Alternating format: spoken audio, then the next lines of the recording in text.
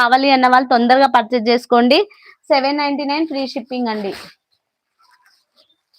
ఇదిగోండి ఇంకో కలర్ అయితే ఉందని చెప్పాను కదా, ఇందులోనే సేమ్ మోడల్ కౌ డిజైన్ అండి. ఇది కూడా మంచి red colour and brown colour అయితే కాఫీ కలర్ వస్తుందండి. దీనికైతే కాఫీ కలర్ లో అయితే వస్తుంది మీకు శారీ. సేమ్ ఇదే మోడల్ అండి, సేమ్ ఇదంతా వీవింగ్ అండి, కానీ శారీ మాత్రం ఆరెంజ్ కలర్ లో వస్తుంది.